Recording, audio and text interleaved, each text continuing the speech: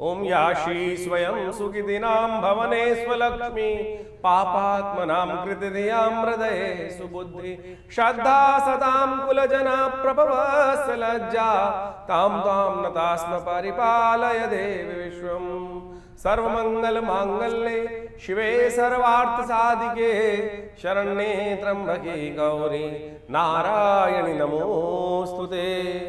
नमस्कार, स्वागत है आपका आचार्य वाणी में। मैं आचार्य डॉक्टर विक्रमादित्य आपके साथ हूँ। आज का विषय हमारा है मिथुन राशि वालों के लिए, बुध प्रधान मिथुन राशि वालों के लिए ग्रहों का योग 6 तारीख के दिन बात करें तो बहुत महत्वपूर्ण दिवस है। चतुर्दशी उदया तिथि है, लेकिन शाम आते आते पूर्णिमा का योग भी बन जाएगा जो कोजागरी का योग बनाएगा। ग्रह नक्षत्रों के दृष्टिकोण से इस दिन आपकी राशि के दृष्टिकोण से महत्वपूर्ण परिवर्तन, शनि और चंद्रमा की युति जिस प्रकार से आपकी राशि में हो रही है, ये कहीं ना कहीं कुछ ना कुछ विजय के योग बनाने की स्थिति को परिवर्तन करती दिखाई दे रही है। चीज़ों को आपकी राशि के दृष्टिकोण से पॉजिटिव करती दिखाई दे रही है। और ये योग विशेष तौर पर आपकी राशि के दृष्टिकोण से बड़ा अच्छा बनता दिखाई दे रहा है। आने वाले 2-3 दिन में खासतौर पर आपके लिए रिजल्ट्स लाने के लिए अच्छे दिखाई देते हैं। तो कोशिश करें इस दिन विशेष तौर पर भगवती महालक्ष्मी की सुंदर आराधना करें। और इस दिन स्वास्थ्य के मामले में भी एक अद्भुत योग बनता है। उसका लाभ यदि आप ले लें तो आपके लिए आरोग्यता का वरदान प्राप्त हो सकता है। आश्विन मास के पूर्णिमा के दिन कोजागरी की रात कही जाती है, शरद पूर्णिमा की रात्रि कही जाती है। इस दिन ग्रह नक्षत्रों के दृष्टिकोण से, यदि भारत के दृष्टिकोण से देखा जाए तो कोजागरी जो है वो 6 तारीख को ही पड़नी है। पूर्णिमा उसके अगले दिन रहेगी, लेकिन क्योंकि रात्रि में चांद जो है निकल रहा है, चांद के जो 15वीं और 16वीं कला से जो अमृत का शरण होना है वो इसी रात्रि में होने वाला है। शास्त्र में बड़ी अद्भुत कथा विद्यमान है। कहा जाता है कि एक दिन इस कोजागरी के दिन कोजागरी ये शब्द जो है वो बड़ा अद्भुत है, कौन जागता है। और कहा जाता है महालक्ष्मी और इंद्र जो हैं वो गज पे आरूढ़ होकर पूरे संसार में भ्रमण करते हैं, और जो जागते हैं और उनके जीवन में भगवती महालक्ष्मी कृपा सुंदर प्राप्त कराने के योग बना देते हैं। शास्त्र में बड़ी अद्भुत कथा विद्यमान है जो इस बात को बताती है कि हमको हर व्यक्ति का सम्मान करना चाहिए, और इंद्र का और महालक्ष्मी का जो संबंध है वो भी आपको समझ लेना चाहिए। कहा जाता है कि एक बार ऋषि दुर्वासा किसी जंगल से जा रहे थे और वो साधना से अपने उठे थे। कहीं रास्ते में इंद्र वहीं उधर से आ रहे थे, ऐरावत पे आरूढ़ थे। दुर्वासा ने सामने देखा कि इंद्र आ रहे हैं, तो उन्होंने इंद्र का सम्मान करते हुए जो वहीं वन के पुष्प थे उसकी बनी हुई माला इंद्र को अर्पित करी। इंद्र यानी देवताओं के राजा, जब उनको अर्पित करी तो इंद्र ने स्वीकार कर लिया उस माला को। कई बार हम भी स्वीकार कर लेते हैं, हमें भी समझना चाहिए। और उस माला को ऐरावत के सिर पे रख दिया, स्वयं पहनी नहीं, उतार कर वहाँ रख दी। जब उतार के रख दी तो ऐरावत ने लगा उसको, वो भी जब इंद्र का वाहन था, जितना बड़ा राजा होता है उसका जो ड्राइवर होता है वो उससे भी बड़ा बन जाता है कई बार। तो कहा जाता है कि ऐरावत ने भी मदमस्त था, उसने उठाई वो माला अपनी सूंड से और वहीं जमीन पे पटक दी। दुर्वासा के समक्ष ही रहते रहते ही ये समस्त घटना घटी। उन्होंने इंद्र को श्राप दिया कि इंद्र, जिस श्री के कारण से, ऐश्वर्य के कारण से तुम इतने मदमस्त हो गए हो कि तुमने हमारी जो पूजा की, हमने आपका सम्मान किया, उस सम्मान को आपने स्वीकार नहीं किया और उस सम्मान को आपने जमीन पर पटक दिया, तो ये ठीक नहीं है, तुम श्री विहीन हो जाओगे। शास्त्र में कथा चलती है आगे। कहा जाता है कि इंद्र ने बहुत मनाने का प्रयास किया, लेकिन अब जो कार्य हो चुका, जो ऋषि वाक्य के मुख से निकल चुका, वो तो वापस कभी होता नहीं। और इंद्र ने अपने जीवन को आगे चलाने का प्रयास किया।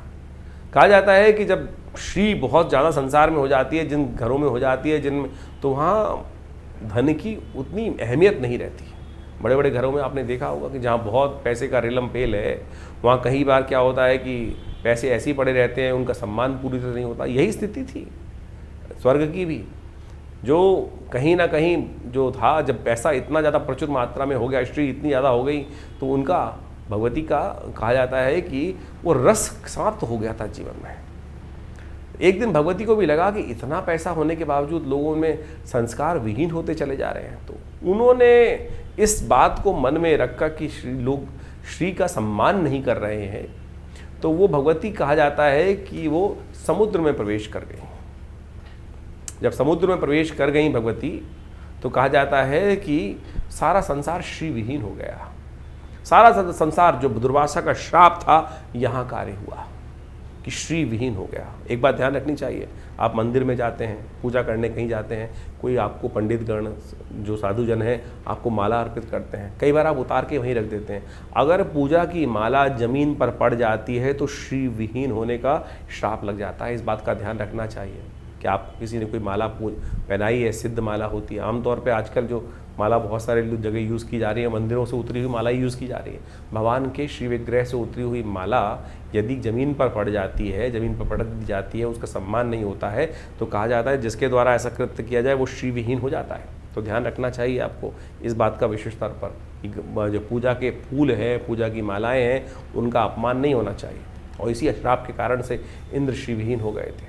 जब इस कथा में आगे चले तो समझे कि कहा जाता है कि पूरा जो स्वर्ग था, समाज था, सब श्री विहीन हो गया। सब ने मंत्रणा करी अब क्या किया जाए।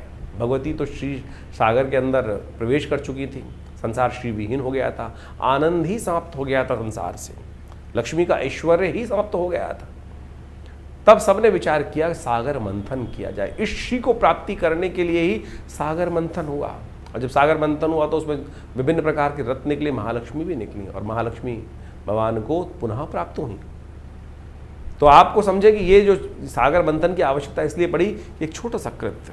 तो इस दिन कहा जाता है कि महालक्ष्मी को प्रसन्न करने के लिए कोजागरी के दिन जो श्री सूक्त से पाठ करते हैं, भगवती महालक्ष्मी के दिव्य मंत्र हैं, ओम हिरण्यवर्णाम हरणिम सुवर्ण रजस्रजाम चंद्राम हिरण्मयीम लक्ष्मीम जातवेदो महावा। जो इन मंत्रों 16 मंत्रों से जो पाठ करेंगे, भगवती का स्तुवन करेंगे, इंद्र के साथ स्तवन करेंगे, महालक्ष्मी उन पर दिव्य कृपा करने के लिए सुंदर बाध्य हो जाती हैं।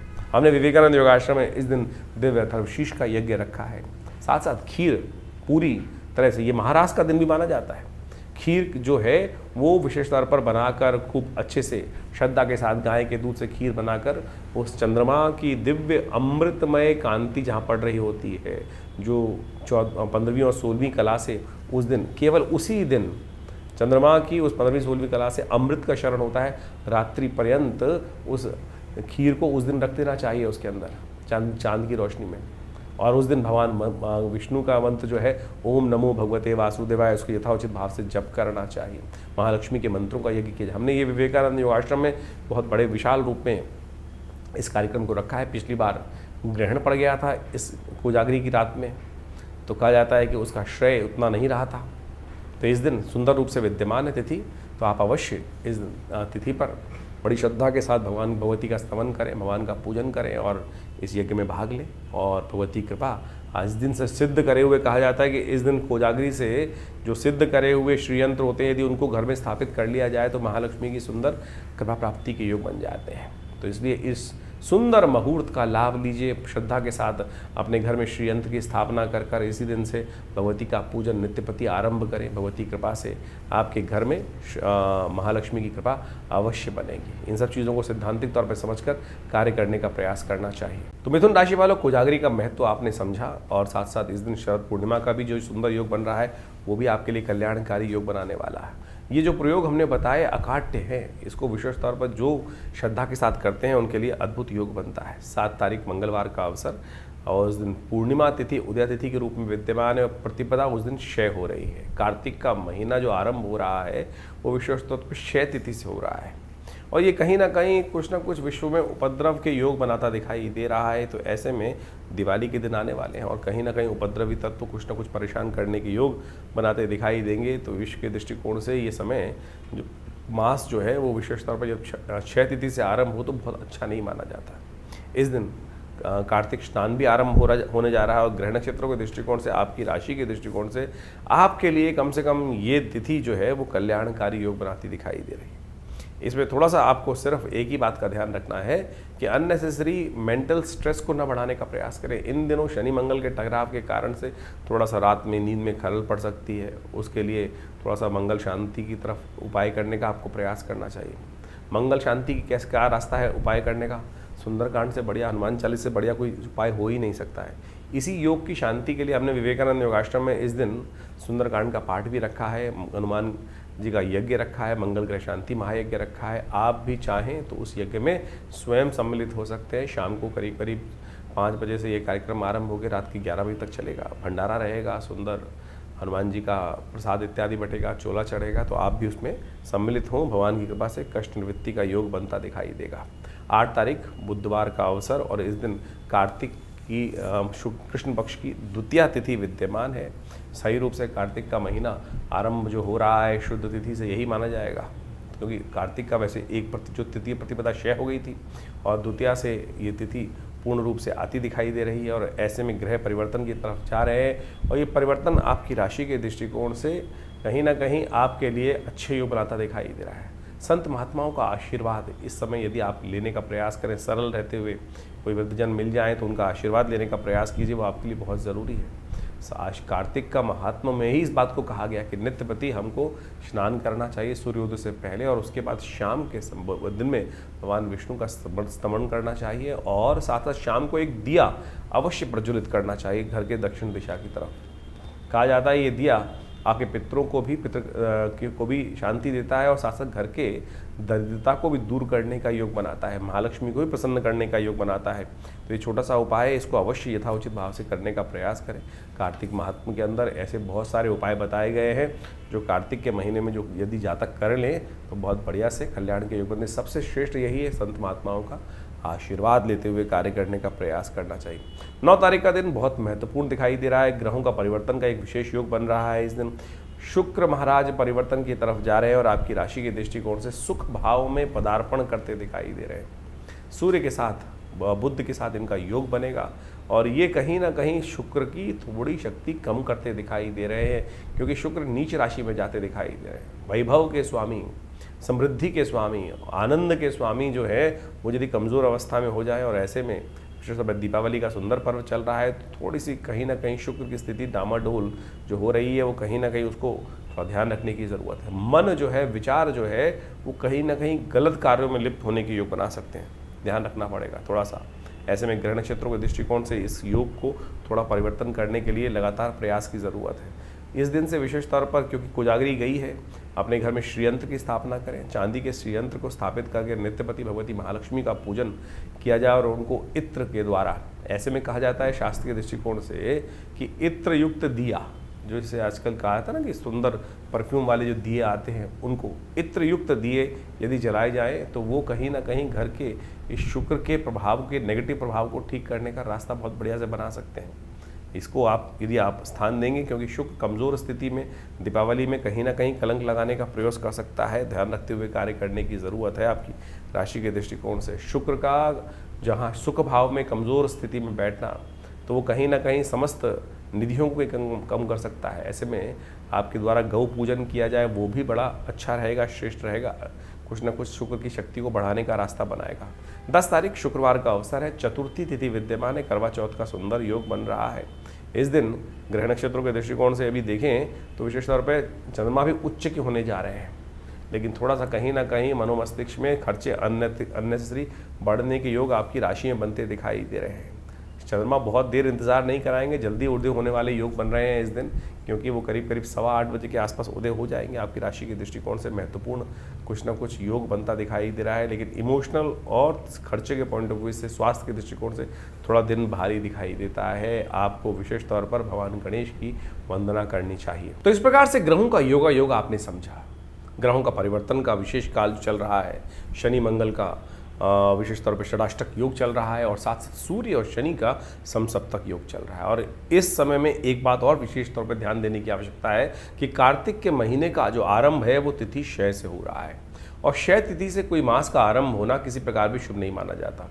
ऐसे में इन समस्त ग्रहों का योग देखा जाए तो ये समसप्तक योग प्लस साथ साथ तिथि का क्षय होना और जो प्रतिपदा ही क्षय हो जाए, तो ऐसे में कहीं ना कहीं विश्व के लिए कुछ भयावह स्थिति उत्पन्न होने के योग दिखाई देते हैं। इस वक्त कहीं ना कहीं कुछ ना कुछ आप समझें, जो देशों के बीच में जिस प्रकार से एक ऐसा माहौल बना हुआ है कि सबके सब कहीं ना कहीं राग द्वेष में फंसे हुए हैं, कहीं ना कहीं एक दूसरे के साथ दोषारोपण और कहीं ना कहीं उठापटक की भयावह स्थिति चली रही है। तो ऐसे में कुछ ना कुछ और भयावह स्थिति परिवर्तन होने का योग भी बनता दिखाई दे रहा है ग्रहों के दृष्टिकोण से। ऐसे में समसप्तक योग शनि का और जब पिता पुत्र का आपस में बन जाता है सूर्य का, तो वो भी किसी प्रकार भी ठीक नहीं बोला जाता है। तो आप लोग कोशिश ये करें अपने मनोमस्तिष्क को शांत रखते हुए ग्रहों का उपचार जो समय समय पर हम आपको बताते रहते हैं वो अवश्य करने का आपको प्रयास करना चाहिए।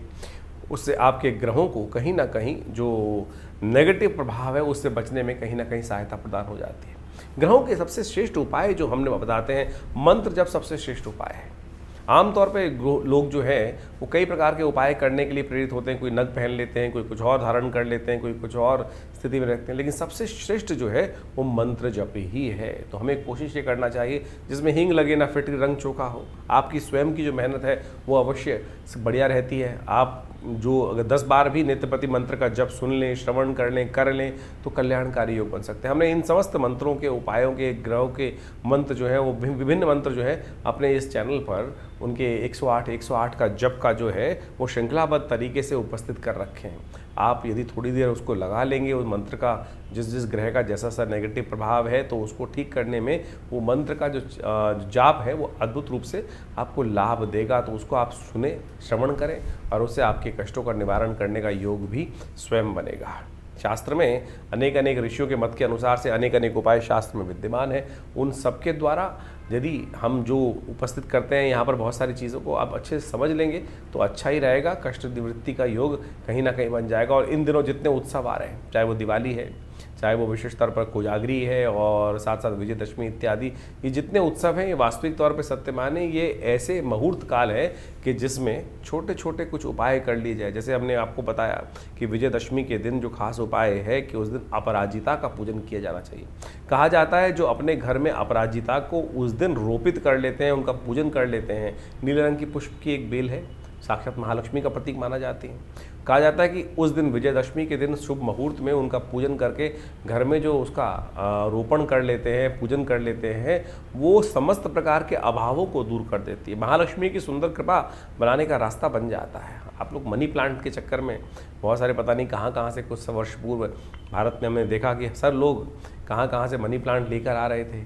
अरे वो कहीं मनी प्लांट नहीं है, अपराजिता है वास्तविक तौर पे महालक्ष्मी का, जिसको सबसे भगवान विष्णु को प्रिय फूल बोले जाते हैं, नीले रंग के शंख के समान जिनके पुष्प निकलते हैं और सुंदर रूप से उनका रोपण, वो कहा जा सकता है कि वो विजय भी देने वाली है और साथ साथ आपको साथ साथ कष्टों को निवृत्ति करने का योग भी बनाने वाला है और साथ साथ आपको महालक्ष्मी की कृपा भी उस पेड़ से बनती है। मैंने बहुत सारे लेके हम लोगों ने बहुत सारे ऐसे लोग देखे कि जिन्होंने हमारे आश्रम से बहुत सारे बीज ले जाकर उन पेड़ों को रोपित करने का प्रयास किया और सत्य माने उनके जीवन से कष्ट दूर होने के योग बने। तो ये विजयदशमी एक सुंदर वेला है और कहा जाता है कि जब शनि की जब बहुत ज़्यादा कष्ट हो रहे हो, शमी की जयंती भी उस दिन बोली जाती है। तो कहा जाता है कि शमी के पेड़ को कहीं ना कहीं देवालय में या किसी और जगह में उस दिन रोपित करने का प्रयास करना चाहिए, उसका पूजन करने का प्रयास करना चाहिए।